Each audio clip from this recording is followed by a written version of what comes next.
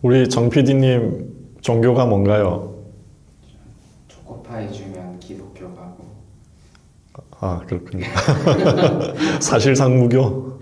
예, 무교. 예. 그러면 부활절이 언젠지도 잘 모르겠네요. 그죠? 근데 종교와 상관없이 제가 주변 지인분들에게 교회 다니든 성당 다니든 부활절이 언제냐고 물어보면 잘 모르시더라고요.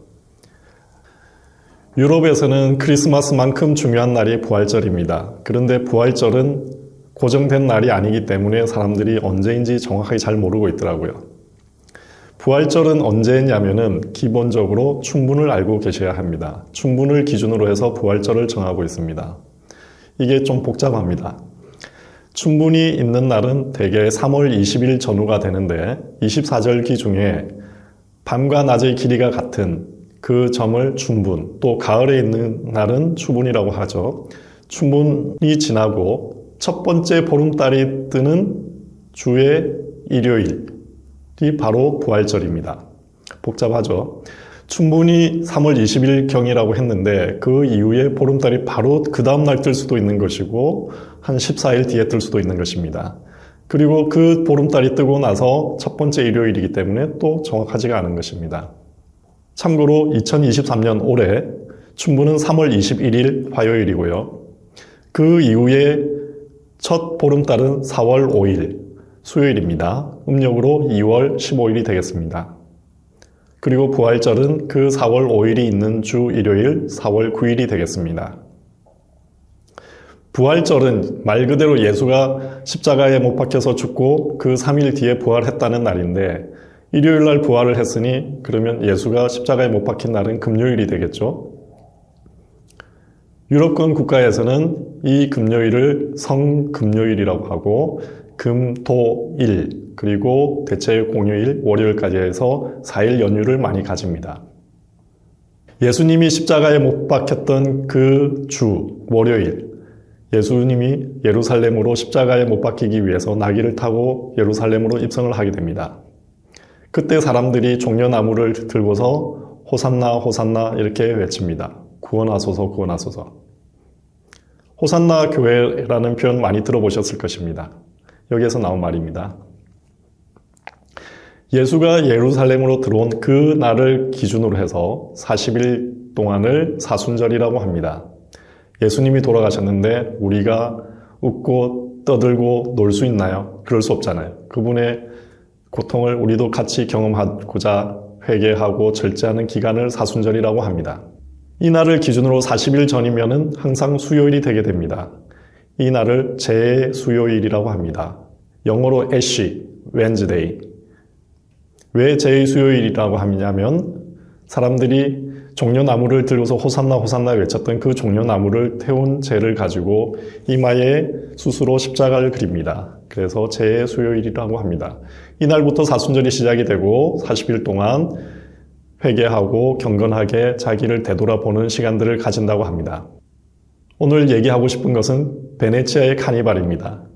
베네치아의 카니발은 이 부활절 사순절과 연관이 있습니다.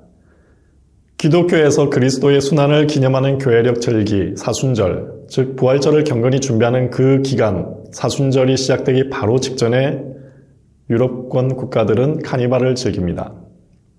독일의 쾰른의 경우에는 11월 11일 11시 11분부터 시작을 한다고 하는데 그 직후에는 특별한 일이 없다가 사순절 직전에 또 축제 분위기가 일어난다고 하고요.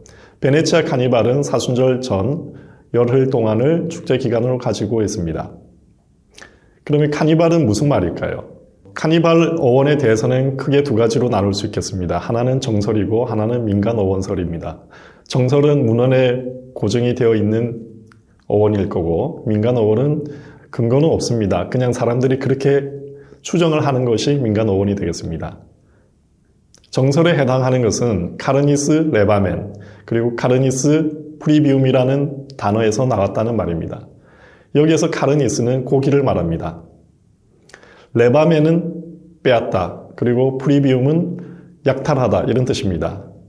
두 개 다 고기를 빼앗거나 없애버리는 것을 말합니다.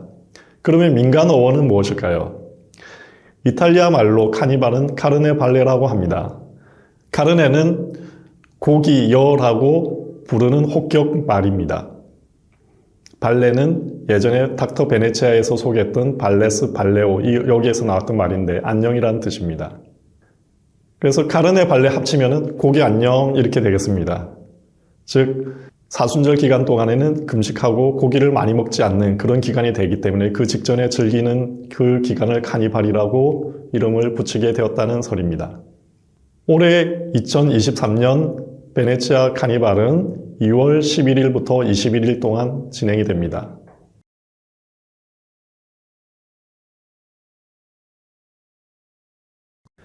베니스 카니발 프로그램에 대해서 소개를 드리겠습니다. 첫 번째는 마리아 축제로 시작이 됩니다. 예전에 가난하지만 예뻤던 마을의 처녀 12명을 뽑아서 총독이 결혼 지참금으로 용돈을 줬던 데에서 기원합니다. 12명의 처녀가 나와서 일종의 미인대회를 하게 되고 여기에 우승자가 다음 해에 천사의 비행에 천사로 나타나게 됩니다. 천사의 비행은 마리아 축제가 끝나고 나서 다음 날 천사 분장을 하고서 밧줄을 타고 내려오는 모습을 말합니다. 그리고 열흘 동안 계속 시내 곳곳에서 가면 무도회가 열리고 디너 크루즈도 열리고 많은 콘서트와 오페라 공연이 있게 됩니다. 베네치아 하면 대표적으로 마스크를 생각할 수 있을 것입니다. 그래서 곳곳에서 마스크를 만들고 착용해보는 행사들이 있습니다. 관광 상품으로서 한 10만 원 전후라고 생각하시면 될 것 같네요. 60유로, 70유로 정도였으니 자기가 직접 만드는 경험도 해보고 그걸 쓰고 다니기도 합니다. 그리고 물의 도시답게 곳곳에서 배 위에서 하는 디너 크루즈를 운영하기도 합니다. 그리고 눈에 띄는 공연들이 보이는데 바로 비발디 공연이 많이 보입니다. 베르디의 오페라 공연도 많이 보입니다.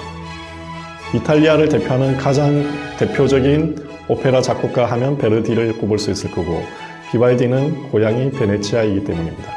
그리고 대표적으로 비발디를 좋아했던 영화 감독이 있습니다. 바로 박찬욱 감독입니다. 그래서 박찬욱 감독은 자기의 대표적인 영화 친절한 금자씨 올드보이에서 비발디의 음악을 쓰기도 했습니다. 또 이탈리아 오페라 하면은 빼놓을 수 없는 사람이 있죠. 바로 베르디입니다. 베르디의 대표적인 오페라 라트라비아타, 그 중에 축배의 노래라든지 이런 것들은 우리 모두가 잘 알고 있는 곡입니다. 베네치아 하면 베니스 마스크도 유명하죠. 그 중에 몇 가지를 소개하고 싶습니다. 하나는 메디코 델라 페스트라는 마스크입니다. 한국말로는 페스트 의사 마스크라고 생각하시면 되겠습니다. 페스트가 유행하던 시절에 의사들은 감염된 환자들로부터 자기를 보호하기 위해서 새부리 모양으로 길쭉하게 부리가 달려있는 마스크를 쓰고 다녔습니다.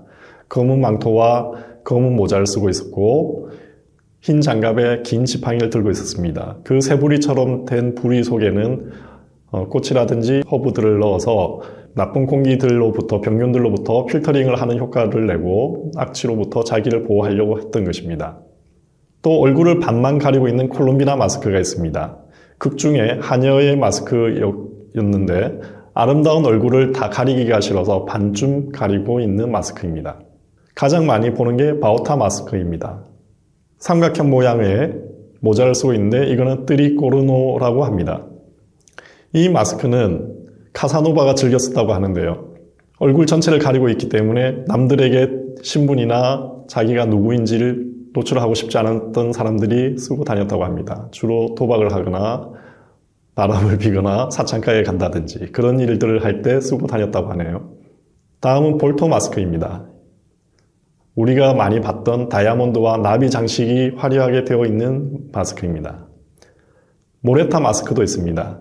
단순히 CD 원반처럼 생겼습니다. 귀족 여성들이 입과 입술을 가리기 위해서 쓰고 다녔다고 하네요.